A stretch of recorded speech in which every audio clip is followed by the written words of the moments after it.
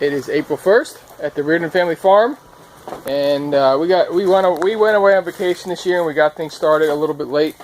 This is my propagation bench.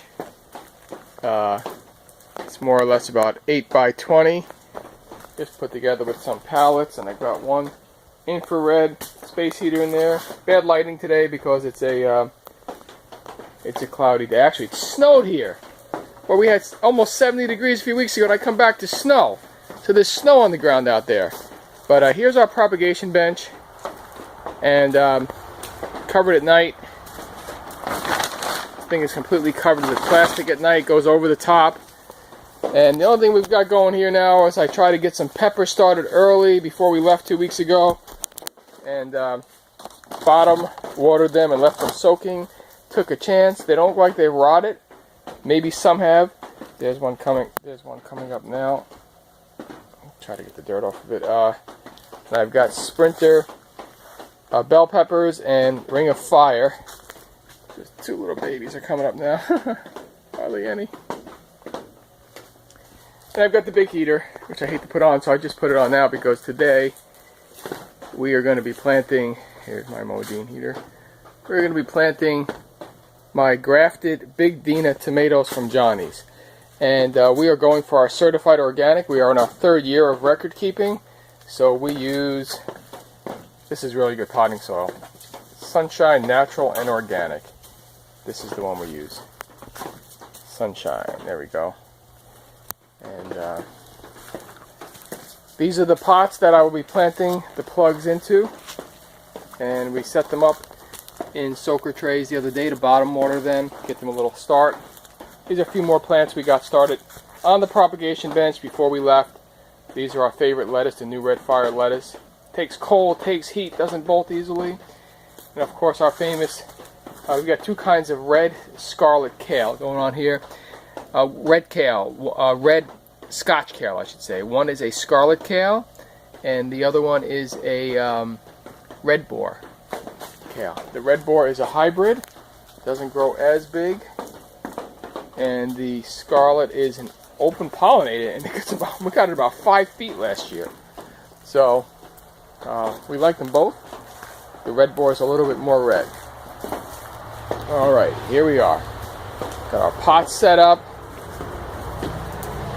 Here's the bottom trays, the 4-inch pots, the 72 cell trays, got 50 cell trays.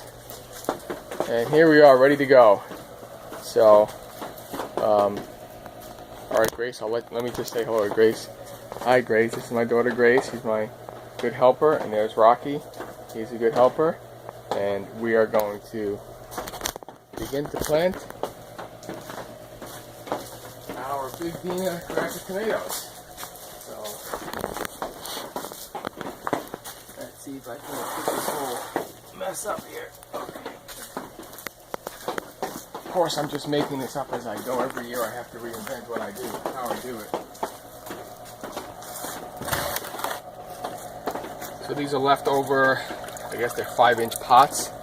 I did an early landscaping job in New Jersey this year on the way back. We planted a few hundred pansies, and these were the pots that I got from the pansies, and I thought, hey, you know what, if I'm getting grafted tomatoes and I'm really focusing on getting early big tomato plants this year, might as well go with these big pots. I had originally bought the square 4-inch ones, which would have been pretty good, but the bigger the better for the roots. And here they are. Take a look at here. Ta-da! These are coming from Johnny's seeds. And got 102 Bigdena grafted tomatoes. The Bigdenas have good taste. And pretty good producing plant. We've grown Bigdena. I've grown them on my own in the past. How do they want me to open this without messing it up? Okay, very careful here.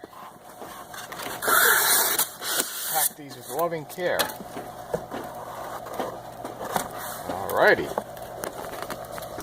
Alright, well, I guess I could have just pulled that straight out. Here they are. Wow, they're already starting to get dry. I gotta get these planted right away. So, they've got little plastic popsicle type sticks holding up is they have been grafted. Unlike other tomatoes, we cannot plant these deep because we can't plant below the graft, because otherwise it will grow from the graft, which is definitely a bottom tomato plant that does not produce edible tomatoes. We've done that before. We even sold one to a customer accidentally.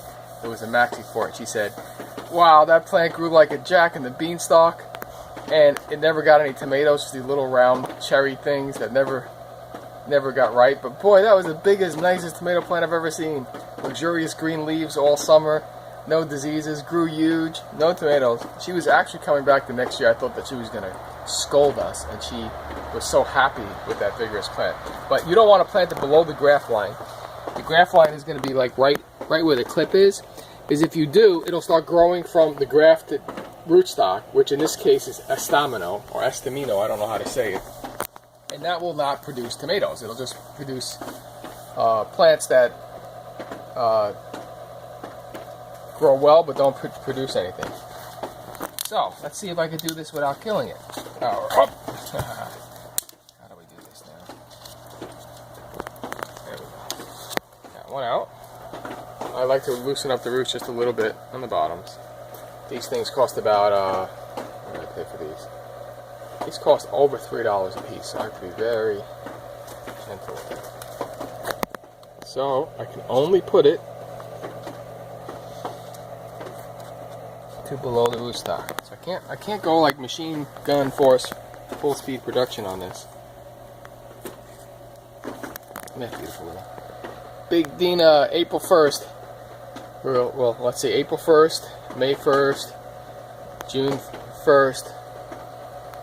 Let's just say we'll hope to have tomatoes by July 1st, which is when our customers start coming up here, because we live in a resort area. And people come up for the lake at Lake George, and that's when they come up. Now this is bottom watered, and it's only absorbed a little bit from the bottom, so I'm going to top water this as well, and we'll expect to get some more. These are kind of dry to start with.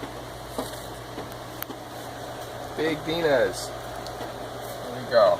I've got to record these in my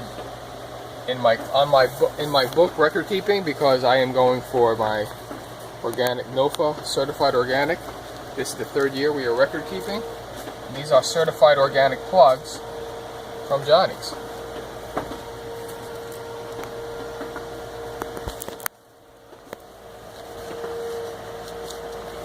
And these will be kept on the propagation bench, where it will be kept above 70 degrees.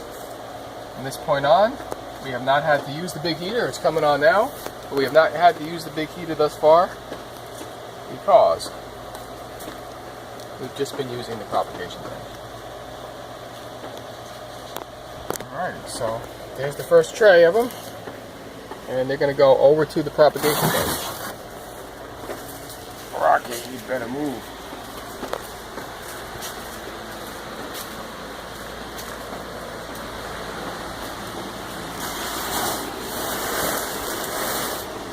Alright, let me just top water them a little bit.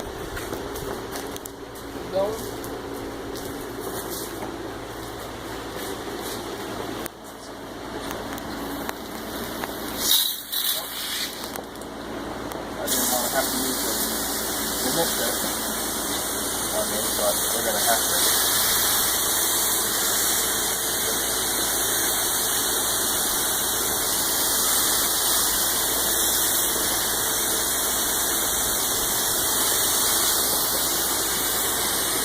Okay, that's the first batch of 7, and we've got 100, and I'm happy to be out here, and this means that spring is here, April 1st. It is kind of joking because, take a look outside real quick.